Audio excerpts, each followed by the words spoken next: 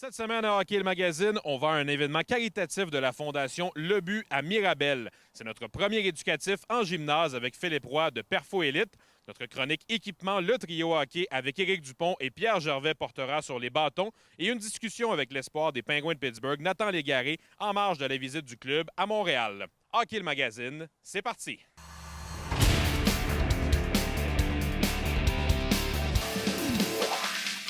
Hockey le Magazine vous est présenté par le Trio Hockey, Sport Rousseau, Hockey Expert et l'Entrepôt du Hockey. Et par le livre de Pierre Gervais, Au cœur du vestiaire.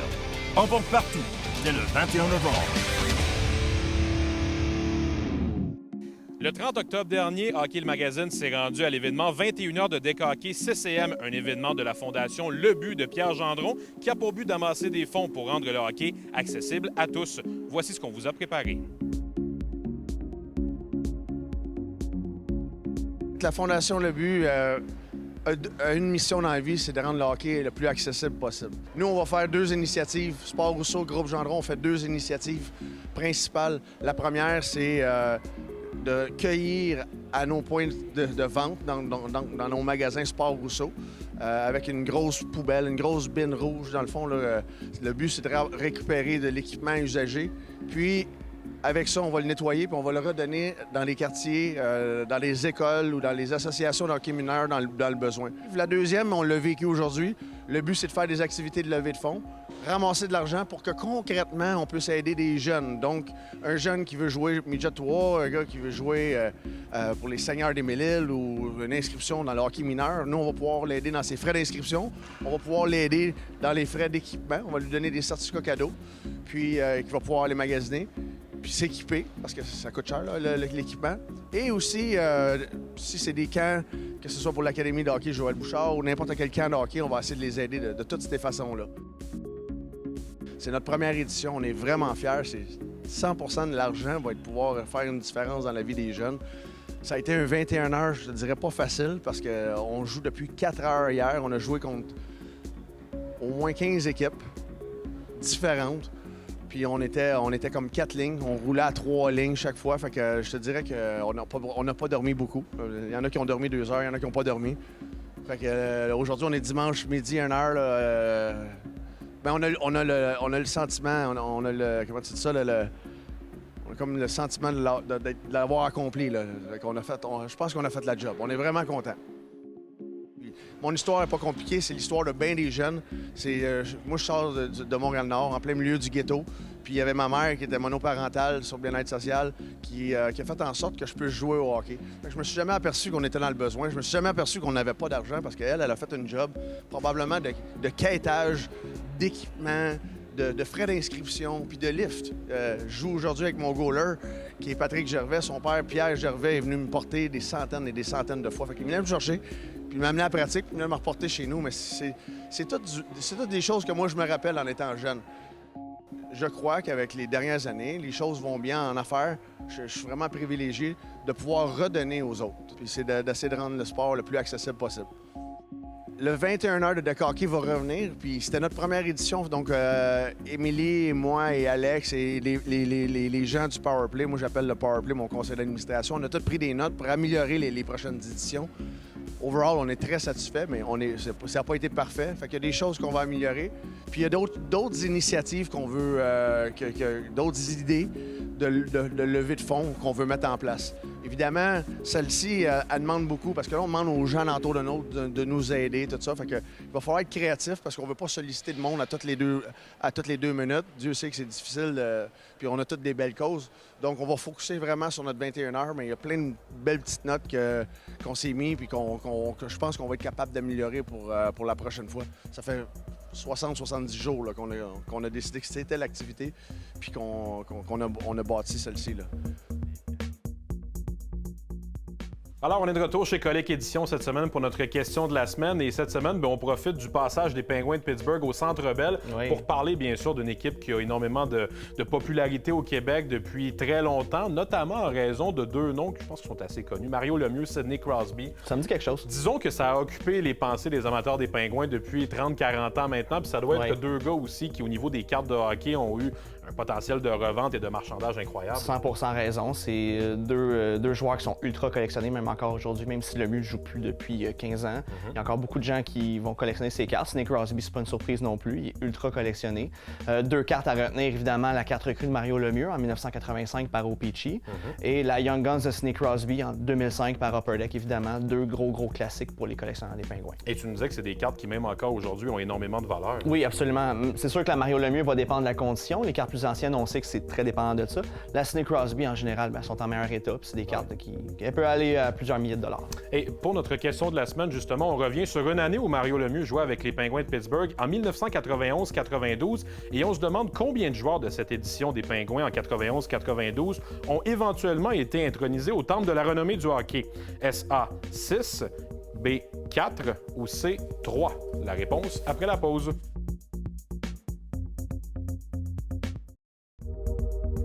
On se demandait avant la pause combien de joueurs des Pingouins de Pittsburgh de l'édition 1991-92 ont éventuellement été intronisés au temple de la renommée du hockey. La réponse est A, 6. Et évidemment, Pierre, il y a eu Mario Lemieux, celui-là, il était plutôt facile à deviner, mais pour les amateurs qui ont envie de les deviner, les autres, Paul Coffey, Ron Francis, Larry Murphy, Joe Mullen, Brian Trottier. Alors, de grands noms dans l'histoire du hockey. Et un team de feu. Je pense qu'on peut supposer aussi qu'il va en avoir un 7e bientôt avec Jaromir Jagr. Je pense qu'on se mouille pas trop en disant qu'il va être au temple de la renommée. Ce n'est que formalité, c'est une question de temps, mais c'est sûr que le deuxième pointeur de l'histoire, il va se retrouver. Il devrait trouver sa place là. Jagr, est-ce que c'est le genre de joueur qui a une belle valeur aussi au niveau des cartes? Oui, il est quand même assez collectionné. Puis parmi tous les joueurs qui ont gagné, dans le fond, dans cette mouture-là, tout de suite après Mario Lemieux, ce serait Jagr le plus populaire dans le hobby. Et d'ailleurs, tu avais une carte de lui avec lui qui est sa carte recrue. Sa carte recrue, il y en a plusieurs cartes recrues Jagr. C'est sûr que c'est années 90, souvent c'est un peu moins de valeur, mais celle-là, la O-Pee-Chee premier, c'est celle qui est la plus populaire et la plus rare. Là. Merci beaucoup, Pierre. Merci. On se retrouve la semaine prochaine. On se retrouve au complexe sportif Guimont à Laval avec Philippe Roy de Perfo Élite pour continuer ce qu'on avait commencé lors de notre première capsule et vraiment rentrer un peu plus dans le vif du sujet sur certains éducatifs que tu veux présenter. Commençons toute bonne chose par le côté d'échauffement avant un match ou une pratique. La première des choses que j'aurais à te demander, Philippe, est-ce qu'on s'échauffe de la même manière pour une pratique et pour un match pour un joueur de hockey? Idéalement, oui, en fait. Puis ce qu'on voudrait, c'est répliquer exactement la même routine le plus possible quand on s'entraîne que quand on veut performer sur la glace pendant un match. Tu vas avoir un modèle avec nous dans quelques instants pour nous présenter certains éducatifs. Qu'est-ce qu'on va voir au cours des prochaines minutes? Exact. Donc, ce qu'on va voir, c'est qu'on va voir vraiment les 3 critères à respecter dans une activation pour qu'elle soit le plus optimale possible. Donc, on va voir 3 différents facteurs, que ce soit le facteur activation neurologique, l'activation plus dynamique et l'activation du niveau cardiovasculaire. Je suppose, bon, évidemment, avec la réalité du hockey mineur, parfois les échauffements sur la glace sont très courts avant le début d'un match. Il doit y avoir certains aspects que tu veux vraiment qu'on mette l'emphase rapidement pour être certain d'optimiser le peu de temps qu'on a avant le début d'un match, parce que la réalité, c'est que souvent, la plupart des calibres de hockey mineur n'ont pas 25 minutes pour s'échauffer avant un match. Exactement. C'est vraiment différent. Ça varie de catégorie en catégorie, le temps d'échauffement sur la glace. Donc, ça va venir jouer un petit peu sur l'échauffement d'avant-match à l'extérieur de la glace. Parfait. Mais on va aller voir ça. Donc, Michael est en train de faire le premier exercice de l'échauffement, en fait, qui est hyper important pour venir stimuler notre système tactile, donc dans nos mains, qui vient aussi optimiser tout ce qui est système nerveux. Donc, on vient rouler pendant 1 minute dans nos mains la balle qui est la NeuroSpike Ball. Donc, 1 minute de temps dans les 2 mains. On peut venir serrer dans une main, serrer dans l'autre. Bien important de venir stimuler la main au complet. Donc, l'exercice numéro 2, on vient faire exactement la même chose que dans les mains, mais au niveau des membres inférieurs. Donc, au niveau des pieds, on vient rouler la NeuroSpike Ball en dessous du pied au grand complet, donc les orteils jusqu'au talon, un 45 secondes, 1 minute par côté. Donc, on a Michael ici qui nous démontre le 3e exercice de l'échauffement, qui est le rhombaire avancé. Donc, bien important de venir mettre nos 2 pieds un devant l'autre collés, de venir barrer les genoux, garder le tronc droit, les mains sur les épaules. Si c'est trop facile, cette variation-là, en ayant les yeux ouverts, on vient fermer les yeux, puis on maintient encore une fois notre équilibre. Donc, c'est hyper important de ne pas perdre l'équilibre. Si on sent que le pied veut débarquer, on vient ouvrir les yeux pour se restabiliser, et ensuite de ça, on peut venir les refermer pour aller rechercher un niveau qui est challengeant. Donc maintenant, on passe dans le volet plus dynamique avec un lunge with twist. Ce qu'on veut faire, c'est venir faire une fente vers l'avant. On vient faire une rotation du tronc vers le côté externe qu'on avance la jambe. On maintient la rotation pendant 4 secondes. On garde les hanches basses et vers l'avant. On en fait 8 par côté. Donc, le prochain mouvement, on a un inchworm to frog. Donc, on vient se positionner en position push-up. On avance un pied vers la main. On vient faire une rotation, encore une fois, du tronc pendant 4 secondes vers le haut. Et on change de côté par la suite. Un coup que les deux côtés sont faits, on vient avancer en petits pas les pieds vers les mains. On réavance les mains. Et on répète la même procédure 8 fois. Donc, le prochain, on a le knee hug. Ce qu'on vient faire, on vient chercher notre genou, on l'approche le plus près possible de notre poitrine. On le maintient pendant 4 secondes vers le haut. On change de côté tout en avançant légèrement vers l'avant. Et on en fait 8 par côté. Donc, le prochain, on a le shoulder rotation. Donc, ce qu'on veut, c'est venir chercher un angle de 90 degrés dans l'épaule et dans le coude. On vient bouger de haut en bas la main de façon très lente. On va aller chercher 8 fois vers le haut, 8 fois vers le bas. Donc, l'important, c'est de ne jamais perdre le 90 degrés tant au coude que dans les épaules. Donc, on a ici le high knees, bien important de garder le tronc droit. On garde les genoux le plus haut possible et on fait cet exercice-là sur une distance de 20 mètres aller-retour. Par la suite, on a le talon-fesse. Même principe que le high knees, mais on envoie les talons vers l'arrière, donc vers nos fesses, sur une distance de 20 mètres aller-retour. Philippe, tu as développé 3 concepts, 3 grands aspects à mémoriser lorsqu'on fait un bon échauffement, mais je suppose aussi qu'il y a plusieurs exercices qui peuvent compenser certaines choses dépendant de la situation que le joueur a devant lui pour s'échauffer. Exactement. Donc, ça va dépendre de l'équipement qu'il a à sa disposition, mais aussi du niveau du joueur et également de son évolution. Donc, il existe des évolutions aux exercices qu'on a présentés aujourd'hui. Donc, tout dépendamment du joueur, on peut venir varier les exercices qu'on choisit. Bien, merci beaucoup, Philippe. On se retrouve dans 2 semaines pour la suite. Merci à toi.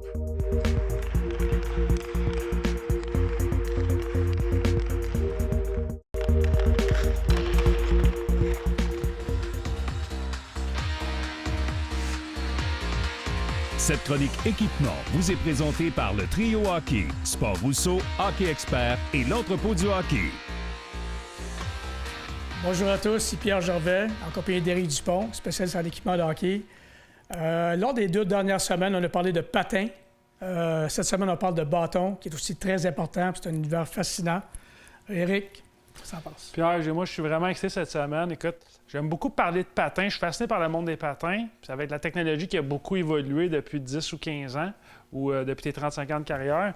Mais l'univers des bâtons est un on pense que la technologie va arrêter d'évoluer, mais c'est tout à fait le contraire qui se produit. Puis on est tous surpris par ce que des fournisseurs comme Bauer qui... Donc, c'est vraiment un bon segue pour le premier bâton que je veux parler. C'est le Bauer Agent, qui est un bâton édition limitée que Bauer sort une fois par année.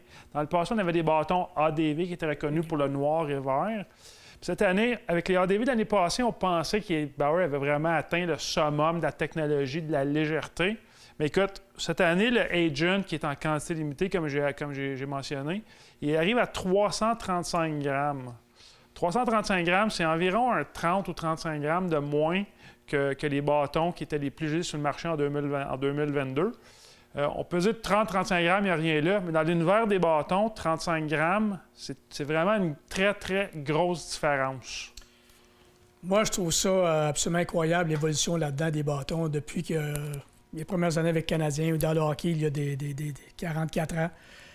Ça part des bâtons de bois, ensuite c'était des bâtons en aluminium. Ensuite, les bâtons en composite sont arrivés, puis ça n'avait rien à voir avec ces bâtons-là d'aujourd'hui. Moi, je me demande, ça va arrêter où? Tu sais, à un moment donné, autant des bâtons que des patins, que des gants, que tout ça, c'est de plus en plus léger et de plus en plus performant. À un moment donné, il va y avoir un plafond, un seuil, j'imagine. Bien, c'est ça c'est drôle. J'ai posé la question à des gens chez Bauer cette année, puis on me disait que on n'est pas encore arrivé au bout. Ils découvrent tant des nouveaux produits, comme le Bauer Agent qu'on vient de discuter. Il est fait qu'un produit qui s'appelle du boron.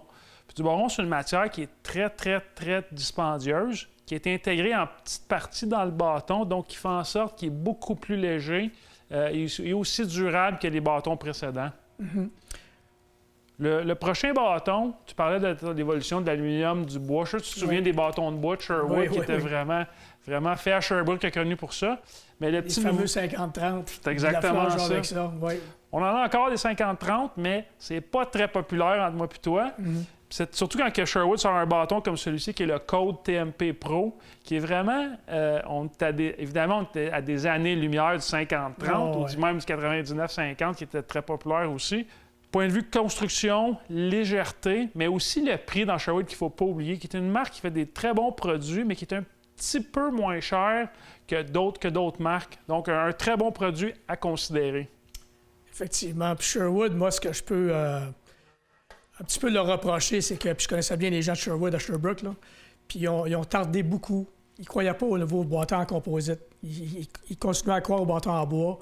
Ils ont tardé à embarquer dans les bâtons en composite, les nouveaux bâtons, puis finalement, ils sont embarqués puis ils sont rendus au même niveau que tous les autres. Tout à fait. Ils ont perdu beaucoup d'années là-dessus. Oui, tout à fait. Là, ils sont rendus au même niveau que les autres. C'est un très bon bâton. Exactement. Écoute, au long de ta carrière, tu as dû voir beaucoup de changements, comme tu expliquais, d'évolution. Mais dans une année, un joueur, combien de bâtons pouvait-il passer environ un bâton composite dans les dernières années? Bien, les bâtons composites, comparativement aux bâtons en bois, on pense que ça dure tout le temps, mais les joueurs, à force de faire des lancers, ils perdent un petit peu de leur vélocité, leur dureté, ainsi de suite. Puis les gars le disent, après tant de lancers, ils viennent, c'est pas le même feeling. Puis aussi, les bâtons composites, comparativement aux bâtons de bois, c'est qu'à un moment donné, à force de manger des coups dessus, il se forme une petite craque dedans qu'on ne voit pas à l'œil nu. Puis c'est pour ça que des fois, on voit un lancer frapper sur réception, puis on voit le bâton casser en deux. Parce que c'est pas cassable, ces bâtons-là. Là. Tu peux prendre 500 shots en ligne, ça ne cassera jamais. Mais les joueurs aiment beaucoup ça. Le feeling, les lancers surtout. Les lancers, c'est tellement plus précis, rapide, surtout sur réception, là. Moi, je me rappelle au début, ça a changé tout. Là. Les gardiens de but, même eux autres, disaient « C'est quoi ça, cette affaire-là? » Ils étaient tous surpris, tout le monde. Mais les gars, ils sont vraiment plus à l'aise avec ces bâtons-là. Mais quand tu parles de tir plus précis avec le composite depuis une couple d'années, je suis 100% d'accord avec toi, ça fait toute la différence. Puis, cette année, on a un nouveau produit en magasin qui s'appelle ResTech. C'est un enduit, c'est comme un collant qui est sur la palette, qui est un petit peu rugueux, comme un genre de papier sablé. D'ailleurs, Zdeno Chara, l'ancien joueur de la Nash, est l'un des investisseurs de cette compagnie-là. C'est un produit qui vient de son pays natal. Puis, ça améliore la précision des lancers de quelques pourcentages, mais ça peut faire toute la différence dans un match. Comme je disais, ResTech, c'est un collant qu'on appose des deux bouts de la palette. Puis je pense que c'est très, très bon. Puis moi, des joueurs de hockey, surtout de la Ligue nationale, c'est des gars qui ne sont pas portés à changer grand-chose. Puis je me rappelle, Zeno m'en avait donné, j'en avais mis dans le vestiaire. Les gars regardaient ça, puis ils n'osaient pas trop essayer. C'est tellement drôle. Ils sont pareils avec les patins, pareils avec n'importe quoi. Mais effectivement, c'est très, très bon pour les joueurs, ça. Donc, merci, Eric. Encore une fois, très intéressant. On se revoit la semaine prochaine pour une autre chronique sur les bâtons. Bonne semaine, tout le monde.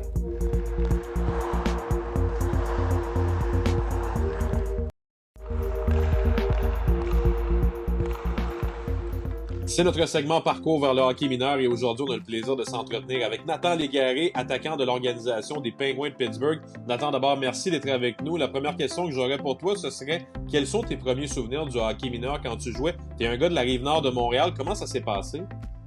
Dans le fond, j'ai commencé à jouer au hockey vers l'âge de 4-5 ans. J'ai joué au hockey mineur. Dans le fond, moi, j'habitais à Pointe-Calumet. Mon hockey mineur, c'est avec les Panthères de montagne. Puis c'est là que j'ai commencé Mag 1, Mag 2, Mag 3, je pense. J'ai fait 3 ans Mag. Ensuite de ça, j'ai fait Novessa 2 années. Nous, dans le fond, à Deux-Montagnes, on n'avait pas un gros bassin de joueurs. Fait qu'on avait juste un atome 2C. Fait que tu sais, on était quand même une bonne petite équipe. Je pense qu'on n'avait pas perdu une game durant toute la saison régulière. C'était drôle, c'était mon père qui coachait. J'ai déménagé à Saint-Eustache. C'est là, dans le fond, que j'ai commencé à jouer avec des gars comme Alexis Lafrenière, Félix Lafrance, Chris Ortiz. C'est tout là un peu que ça a commencé. Joué Pee-Wee 2A, après ça Pee-Wee 3A. Pee-Wee 3, j'ai joué toute l'année à défense.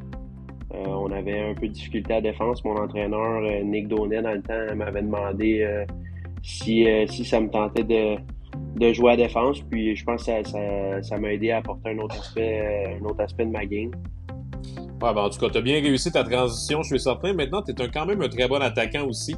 Nathan, je voulais parler aussi avec toi d'un autre aspect. Tu as joué pendant presque tout ton hockey mineur avec certains gars comme Samuel Poulain, que tu retrouves maintenant avec les Pingouins, Alexis Lafrenière, Xavier Parent. Vous êtes, permets-moi l'expression, une gang de gars qui s'est suivi. À quel point c'était important dans ton parcours? Oui, il y avait le côté hockey, mais vous étiez des amis, vous étiez des chums aussi qui se sont suivis pendant des années. Puis ça a dû compter dans ton parcours à toi? Non, c'est ça, exact. Tu parles des gars comme Xavier Parent, Sam Poulain, c'est tous des gars qu'on joue ensemble dans le 3 d'été avec les Wild. C'était Patrick Poulain qui nous coachait. On avait même fait un tournoi, le Brick, là, c'est quand même assez un gros tournoi, comme on avait monté une équipe du Québec au niveau atome à peu près, je pense. Puis, avec Pat qui nous coachait, veut pas, Pat avec ses années dans la Ligue nationale, c'était quand même assez impressionnant pour nous. On était jeunes, puis on savait qu'il avait joué pour les Canadiens et tout ça. Donc, c'était vraiment le fun. Puis, ça reste des amis pour la vie. Là. Je pense que ça sert à ça aussi, le hockey. Là. Il y a beaucoup de plaisir sur la glace, mais je pense qu'il y a beaucoup plus hors glace. Nathan, en terminant, je te souhaite de pouvoir accéder à la Ligue nationale de hockey le plus rapidement possible. Lorsque ça arrivera, parce que je te souhaite et j'espère pour toi que ça va arriver, est-ce qu'il y a des gens, est-ce qu'il y a des moments qui vont te revenir en tête particulièrement, qui vont t'avoir marqué plus que d'autres, puis que tu te dis que lorsque tu vas entrer peut-être sur une patinoire de la Ligue nationale, ces moments-là ou ces personnes-là vont te revenir en tête davantage? Ouais, ben comme j'ai dit un peu, comme j'ai dit plus tôt, je pense que mes parents, ça va être les premières personnes que je vais penser, tous les efforts qu'ils ont fait aussi. Mes 2 sœurs, je veux pas, mes parents ils prenaient beaucoup de temps avec moi. C'est sûr que je suis vraiment reconnaissant envers eux, mais toute ma famille, que ce soit mes 2 grands-pères décédés, c'est sûr que je vais avoir une petite pensée pour eux. Je sais qu'ils seraient vraiment très fiers de moi. Puis mes 2 grands-mères qui, j'espère, qui sont encore vivantes, donc j'espère avoir la chance qu'ils soient là, dans le fond, avec moi pour mes premières games dans la Ligue nationale. Nathan, merci beaucoup d'avoir partagé ces souvenirs-là avec nous. Je sais que ton ami Samuel Poulain a eu une chance avec les Penguins de Pittsburgh dans les dernières semaines. Je te souhaite que cette chance-là arrive le plus rapidement possible pour toi aussi. Puis sinon, bonne saison avec les Penguins à Wilkes-Barre-Scranton dans la Ligue américaine. Merci beaucoup. Merci beaucoup encore une fois d'avoir été avec nous cette semaine à Hockey le Magazine. La semaine prochaine, on vous propose une incursion au cœur du salon L'Anti-Expo, un salon parfait pour les collectionneurs que vous découvrirez, de même qu'un entretien avec Stéphane Fournier de chez Accès Physio. Merci d'avoir été là et à la semaine prochaine. Hockey le Magazine vous a été présenté par le Trio Hockey, Sport Rousseau, Hockey Expert et l'Entrepôt du Hockey. Et par le livre de Pierre Gervais, Au cœur du vestiaire. En vente partout dès le 21 novembre.